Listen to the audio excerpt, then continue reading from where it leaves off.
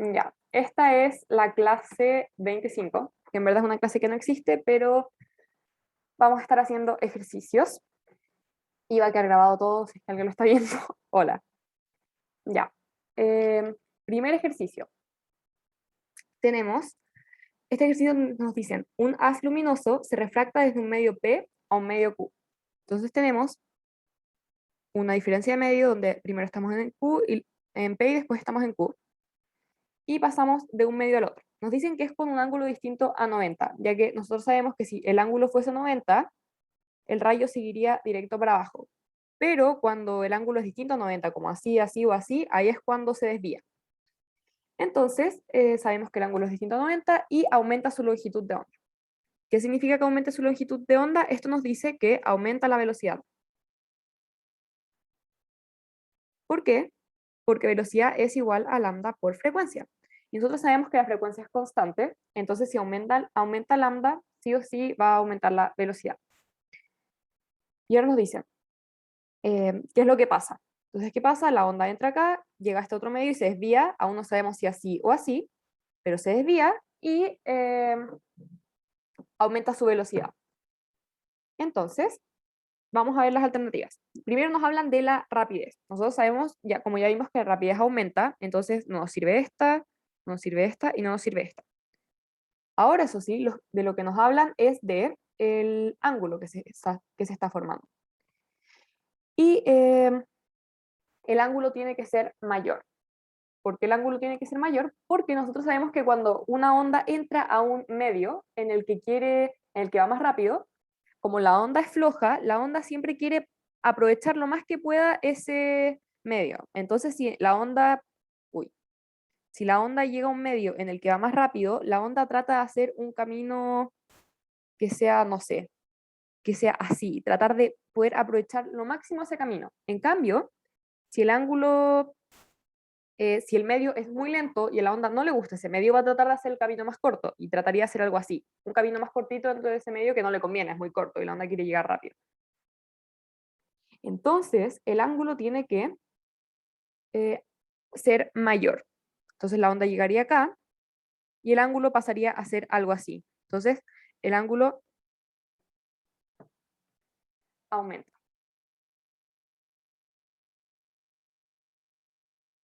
Esa es la primera pregunta. Y bueno, para ver la respuesta correcta, si acá, nos dicen que es la B. Así que está todo correcto. Seguimos a la siguiente pregunta. Tenemos acá una pregunta sobre cinemática. En esta pregunta nos dan la ecuación itinerario, que es esta de acá, y nos dicen cuál es la rapidez del cuerpo. En una ecuación itinerario, nosotros habíamos visto que x de t es la posición de t en el tiempo.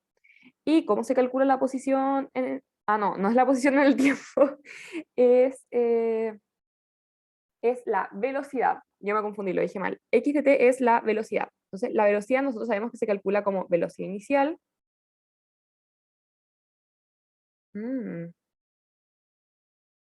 No, eso fue mala mía, me confundí. Porque si hay una ecuación que es velocidad inicial es igual a velocidad final es igual a velocidad inicial más aceleración por tiempo, pero esa no es la ecuación de itinerario. Perdón, yo me confundí.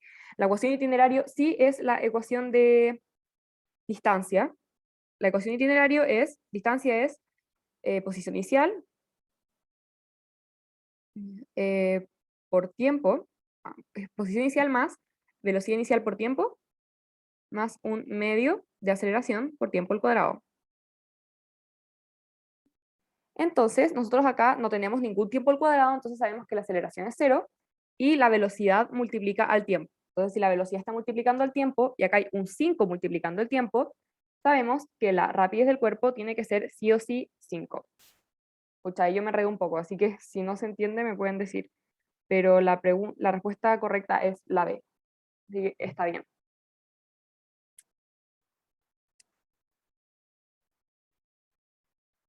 Seguimos. Tenemos este ejercicio donde nos dicen, en las siguientes opciones se representan situaciones en las que un bloque se encuentra sobre una superficie horizontal, bajo la acción de ciertas fuerzas. Si solo se considera la acción de las fuerzas representadas y todas ellas son de igual magnitud, ¿en cuál de las situaciones el bloque tiene velocidad constante?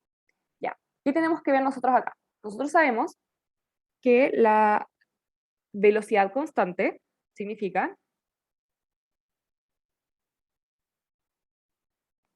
cuando tenemos un cuerpo que está a velocidad constante, esto es lo mismo que decir que el cuerpo tiene una aceleración nula. ¿Y cómo podemos nosotros saber si tiene aceleración nula en estas imágenes? Todos sabemos que la aceleración nula significa que la fuerza neta es cero. La fuerza neta es igual a la suma de las fuerzas individuales.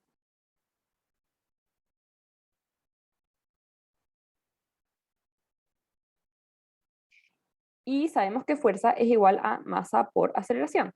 Entonces, si nosotros queremos que la aceleración sea cero, porque queremos que se cumpla esto acá, aceleración nula, entonces sabemos automáticamente que si esto es nulo, la fuerza también va a ser nula. Entonces necesitamos ver la imagen en el que la fuerza sea nula. Acá solo tenemos una fuerza, así que en todos los ejemplos donde hay una fuerza, es imposible que la fuerza sea nula porque no hay nada que la contrarreste. Entonces nos fijamos en el C, D y el E.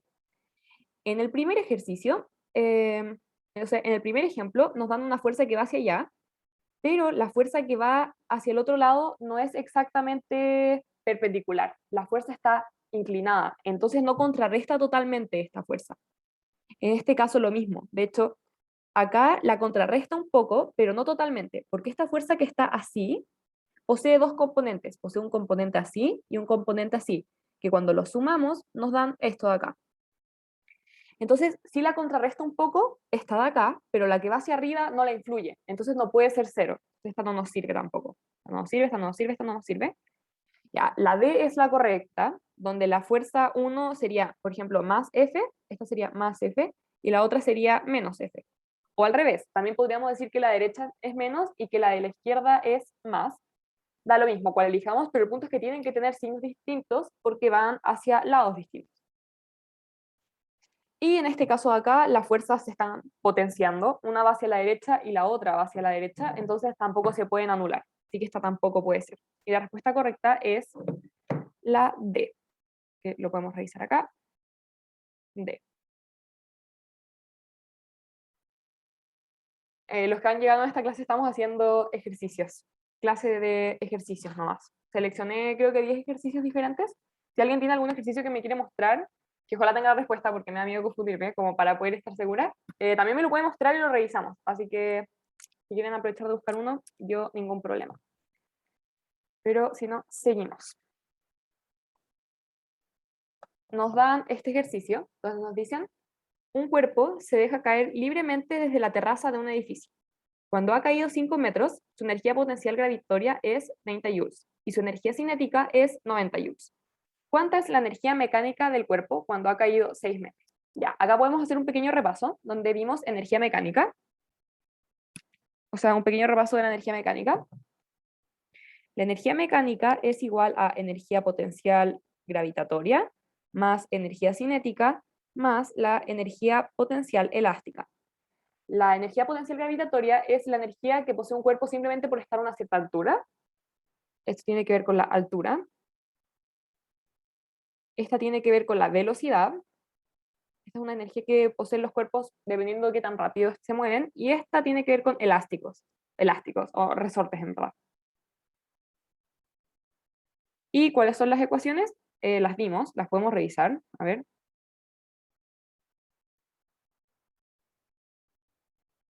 Eh, mm, mm. Energía mecánica. Acá tenemos acá es la clase donde vimos esto y tenemos la energía cinética, que se calculaba como un medio de masa velocidad al cuadrado, la energía potencial gravitatoria, mg por h, y tenemos la energía potencial elástica, que es un medio de k por la diferencia del largo del elástico al cuadrado. Entonces ahí ya tenemos todas las ecuaciones para hacer este ejercicio. Ahora, la gracia de este ejercicio es que no nos interesa ninguna de las ecuaciones, en verdad. Porque nos están diciendo, esto es lo que nos están diciendo.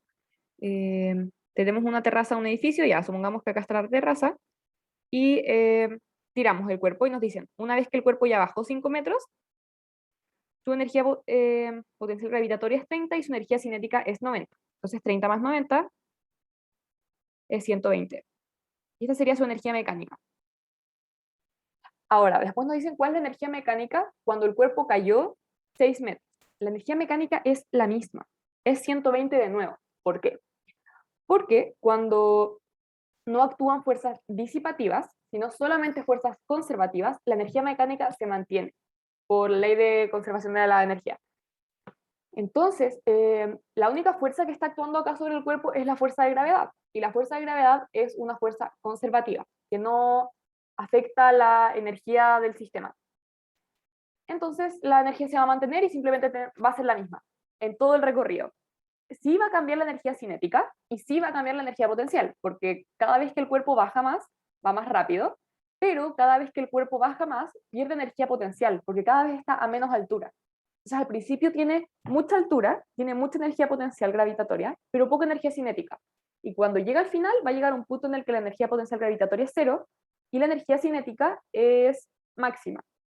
Y esto pasa porque la energía como que se van compensando. Si aumenta una, disminuye la otra, pero la suma se mantiene siempre igual. El ejemplo de fuerza conservativa era la fuerza de gravedad, pero y el ejemplo típico de de fuerza disipativa, que sí le resta energía al sistema, sería la fuerza de Rosse. Ese es el ejemplo clásico, que hace que los cuerpos vayan más lento, pierdan energía cinética, bla, bla, bla, todas estas cosas. Revisemos igual. Tan, tarán. Es la B. Seguimos. Ya. Tenemos este ejercicio donde nos plantean un objeto de 2 kilos necesita absorber 2,4 por 10 elevado a 4 joules de calor para aumentar su temperatura desde 293 hasta 323 Kelvin, sin cambiar de fase. ¿Cuál es el valor de calor específico del material de este objeto? Ya, ¿qué nos dicen? Tenemos un objeto de 2 kilos y que necesita 2,4 por 10 elevado a 4 joules de calor para aumentar su temperatura. Entonces, el calor, a ver, mejor vamos a anotar la fórmula desde un principio para que nadie se confunda. Ya, vamos a irnos a la clase de energía, calor y temperatura. Vamos acá y vemos las ecuaciones. Tan, tarán. Esta es la ecuación que a nosotros nos interesa. Está medio enredado si lo vemos acá, pero ya van a ver que no, le vamos a sacar todo eso que está rayado y no es tan complicado. La idea es que esto igual sea un poco un repaso, así que voy a estar revisando todas las fórmulas. Vamos a borrar todo esto que nos sobra.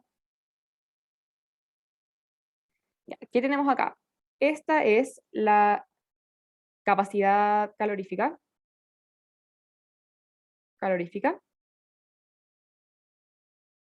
Este es el calor específico.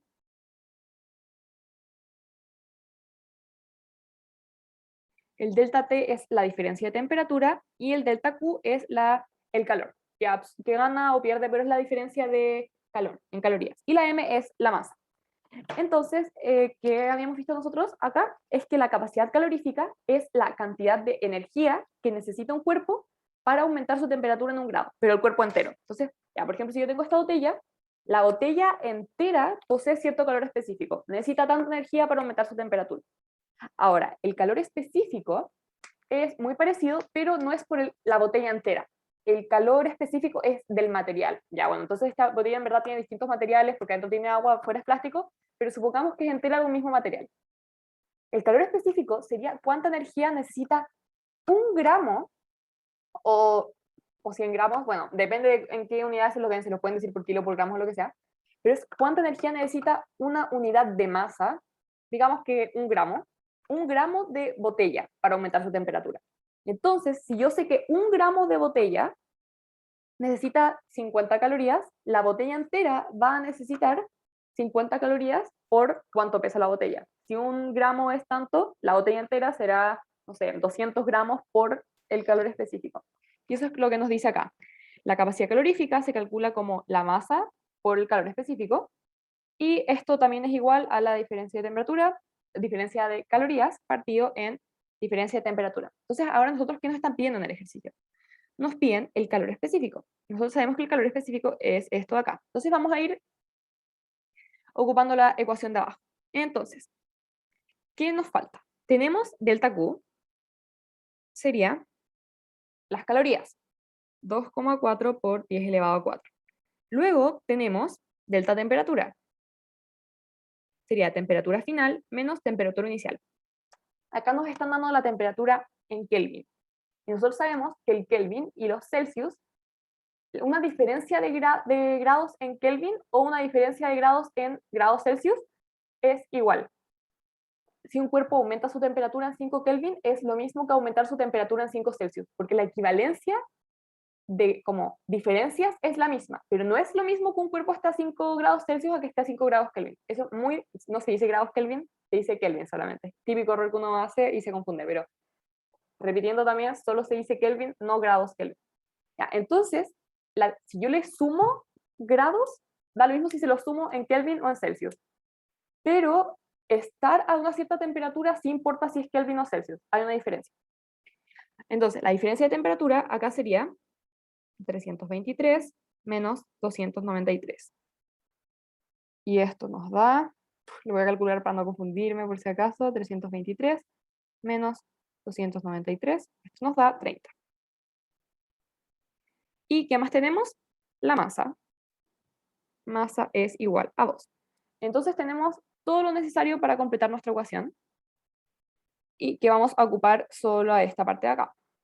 Entonces tendríamos delta Q, 2,4 por 10 elevado a 4, es partido en delta temperatura, partido en 30, es igual a 2 por el calor específico, que es lo que tenemos que despejar.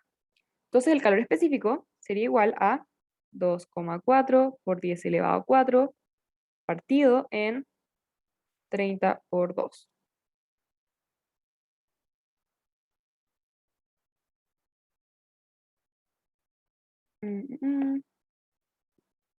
Y esto nos va a dar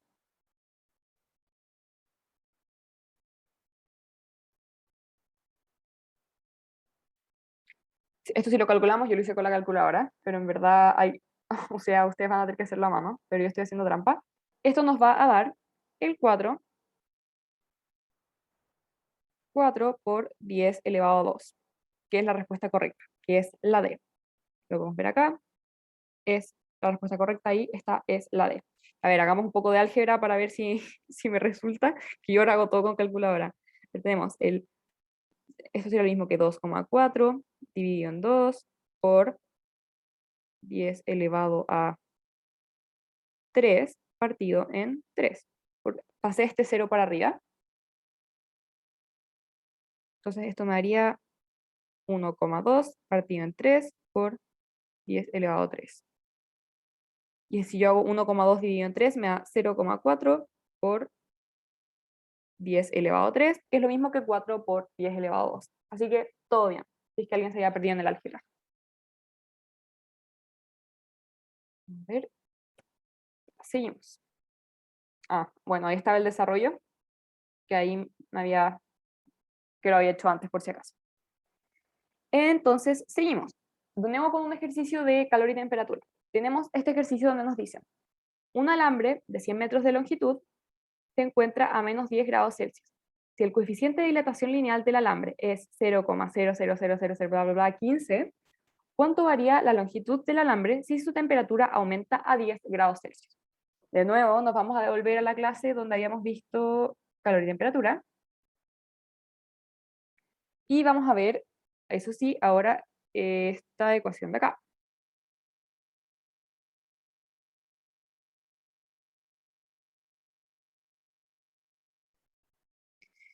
Esta ecuación nos plantea justo lo que necesitamos. Nosotros habíamos visto que esta es la ecuación para calcular la diferencia de largo. La diferencia de largo es un coeficiente que nos lo tienen que dar, que depende de cada material, o nos pueden hacer calcularlo si nos dan otros datos, pero no nos lo tenemos que saber de memoria, ese es el punto. Luego tenemos el largo inicial, que es el largo del cuerpo antes de estirarse, y después la diferencia de temperatura. Puede ser el largo antes de dilatarse o de contraerse, todo va a depender de si la temperatura aumenta o disminuye. Y esto, eso sí, es para el largo. Ahora, si yo quiero calcular la diferencia de área, sería 2 por lambda, porque lo que estoy haciendo yo es llevarlo a más dimensiones. Cuando es solamente largo es una dimensión. Cuando yo quiero pasar a área, tengo dos dimensiones. Entonces sería 2 por lambda por área inicial por delta temperatura. Y si yo quiero diferencia de volumen, solo lo multiplico por 3. Por, por volumen inicial por diferencia de temperatura. Entonces, de nuevo, ya tenemos todo lo que necesitamos. ¿Qué datos nos dan? Tenemos...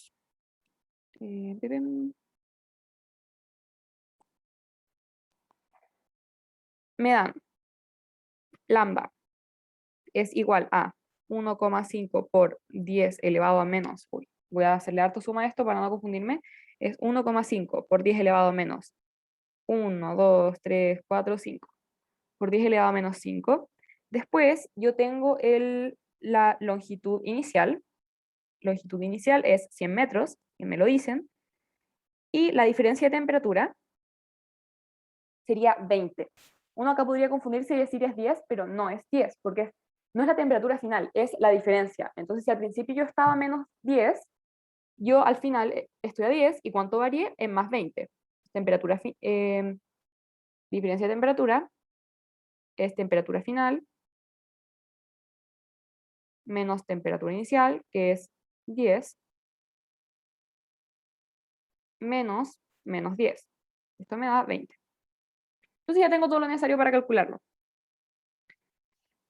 Sería 1,5 por 10 elevado a menos 5 por 100 por 20. Eso sería 1,5 por 10 elevado a menos 3. Sería esto de acá, ya tengo esto, por 20, que sería 1,5 por 2 por 10 elevado a menos 2. Esto me da 3 por 10 elevado a menos 2. Sería 0,03. La alternativa B. Ahí está. Esa es la respuesta correcta. Seguimos. De nuevo acá está el desarrollo que tenía por si acaso. Seguimos. Me dicen, un profesor pide a sus estudiantes que construyan un montaje experimental que permita medir el tiempo de caída de un objeto desde una altura de 1 metro, solicitándoles registrar el tiempo de 10 caídas, y no el de una sola. ¿A qué está destinada la propuesta del profesor?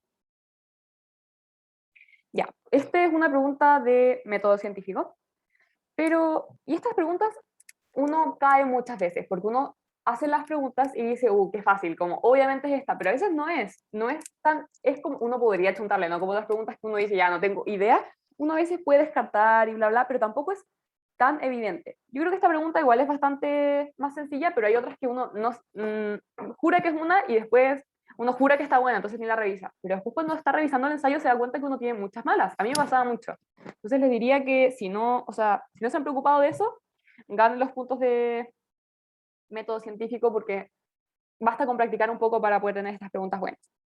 Entonces, veamos las alternativas.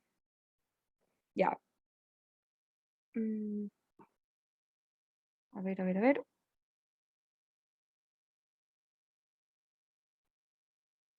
Ya. Primera alternativa, reducir los errores. Sí, esta alternativa es correcta porque hay ciertas variables que uno no puede controlar en los experimentos. Y por eso los experimentos se hacen muchas veces, para poder sacar un promedio y que no saquemos todas las conclusiones solamente desde una repetición. Porque, ¿qué pasa si yo hago un experimento? Y acá, por ejemplo, ¿qué queremos hacer? El tiempo de caída de un objeto. Ya, tiramos el cuerpo una vez, pero ¿qué pasa si justo esa vez había un viento soplando desde abajo hacia arriba que hizo que cayera más lento? Si solamente hacemos el experimento una vez, vamos a jurar que, chao, que no hay error y que esas es las condiciones normales. Pero eso no es así, porque no siempre va a haber viento y esa es una variable que nos está afectando a los resultados. Entonces lo que se hace es hacer el experimento muchas veces para poder observar, para poder minimizar los errores y poder sacar un promedio. Entonces si yo me doy cuenta que hago el experimento 10 veces y todas las veces el cuerpo se demoró, no sé, 10 segundos en caer, pero hubo una vez que, ya no sé si demoró 10 segundos, 10,2 o 9,5, es todo un poco parecido, Pero ¿qué pasa si hubo una vez que el experimento se demoró, no sé, 13 segundos? Que es una diferencia gigante, pero imaginemos qué pasa. Yo al tiro podría decir como, chuta, en esa repetición algo pasó. Tal vez hubo viento, tal vez pasó no sé qué, y también puedo ignorar esa repetición que estuvo muy extraña. Si yo solo hubiese hecho una repetición y hubiese sido justo esa, todos mis datos habrían estado, como yo habría asumido que el tiempo normal era 13, cuando en verdad el tiempo era 10. Entonces por eso los experimentos se realizan muchas veces. Así que la primera sí. A mejorar la estructura del montaje, no, porque al hacer el experimento varias veces el montaje no está cambiando, yo estoy haciendo todas las veces lo mismo, esa es la idea. Si yo hago el experimento 10 veces, pero cada vez hago algo diferente, entonces no puedo sacar tan buenas conclusiones, porque todo está cambiando, como todas las veces hay algo distinto, entonces no sé qué es lo que está afectando los resultados. Y por último, a cambiar las variables que intervienen, no, porque yo estoy haciendo 10 veces lo mismo, como lo que dije recién, no estoy cambiando nada. Así que la respuesta correcta es la A, ahí lo podemos ver.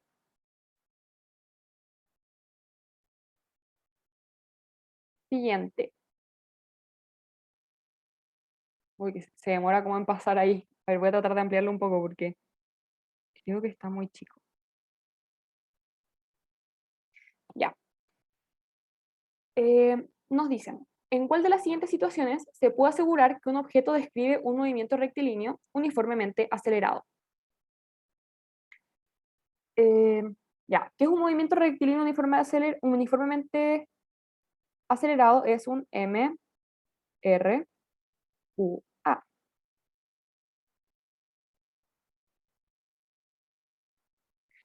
Ya, uniformemente acelerado significa que la aceleración es igual constante. Uy, uy, uy. MRUA significa aceleración es igual constante. Puede estar acelerando hacia un movimiento más rápido o puede estar haciéndose más lento, pero la aceleración tiene que ser constante. El MRU, por otro lado, es con la aceleración es igual a cero. Y la velocidad es igual a constante. Entonces vamos viendo las alternativas. Cuando cambia uniformemente su sentido, no, porque nosotros tenemos que cambiar la velocidad, no el sentido. Cuando se acerca al origen de un sistema de referencia, no, no tiene nada que ver. Yo puedo estar acercándome al origen a velocidad constante y me sigo acercando al origen. Cuando se aleja constantemente de su posición inicial, ya, cuando nos dicen constantemente, me están hablando de velocidad constante y nosotros eso no nos sirve porque queremos aceleración constante. Luego me dicen cuando cambia su posición manteniendo su rapidez, no, porque de nuevo nos están diciendo rapidez constante. Y por último nos dicen cuando cambia uniformemente su velocidad. Sí, esa es, porque la aceleración constante significa que la velocidad cambia en una misma tasa a lo largo del tiempo. Si la aceleración es 5 metros segundo cuadrado, significa por cada segundo que pasa, mi velocidad aumenta 5 metros en segundo. Entonces, si la aceleración es constante, la velocidad varía uniformemente. Entonces, uniformemente acelerado, por eso se llama así. Siguiente. Bueno, les voy a hacer la respuesta, tantarán, slide. Siguiente. ¿Cuál de los siguientes gráficos de velocidad v en función del tiempo representa mejor un movimiento rectilíneo uniforme? Ya, recién vimos un movimiento rectilíneo uniformemente acelerado, pero acá vamos a ver un movimiento rectilíneo uniforme. Uniforme significa velocidad es igual constante. Entonces, simplemente es ver en qué gráfico la velocidad no cambia a lo largo que el tiempo avanza. Acá aumenta, acá disminuye, acá aumenta, pero partió de otro lugar, pero eso no me afecta. Acá igual aumenta y acá se mantiene constante. Avanza el tiempo, pero la velocidad siempre está en el mismo valor. Por ejemplo, si acá hubiese un 5, acá todo el rato la velocidad es 5. No cambia a lo largo del tiempo. Seguimos con la última pregunta. Les muestro la respuesta correcta. Se me olvida, pero bueno, ahí está. Tengo un pedacito que era la D. Nos dicen, de nuevo lo voy a ampliar mejor.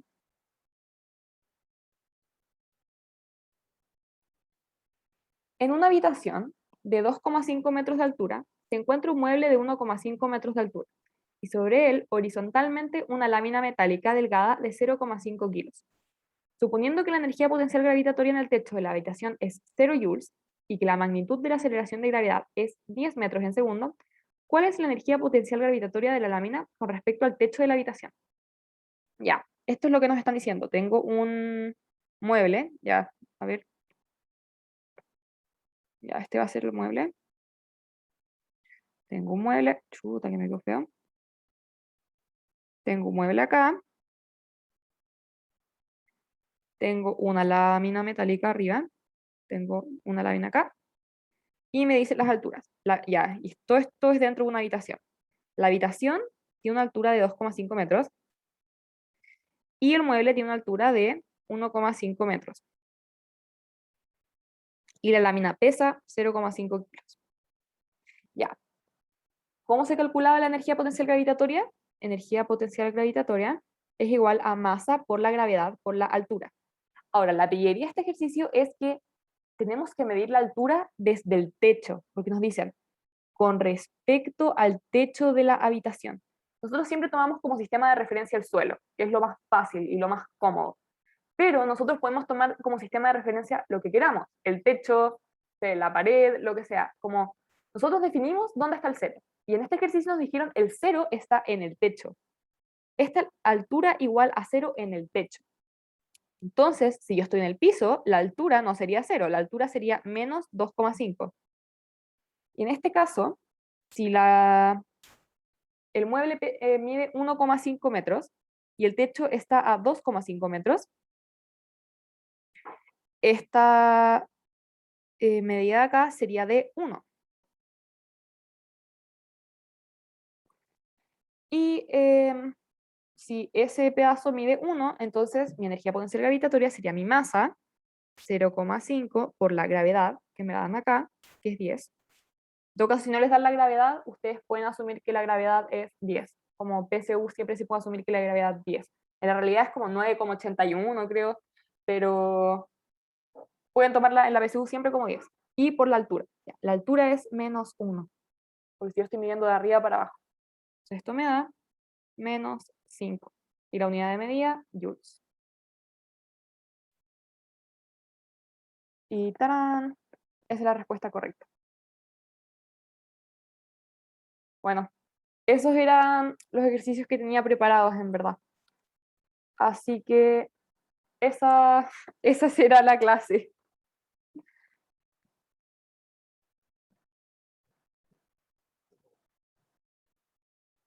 Así que voy a terminar. Que estén muy bien. Gracias por venir.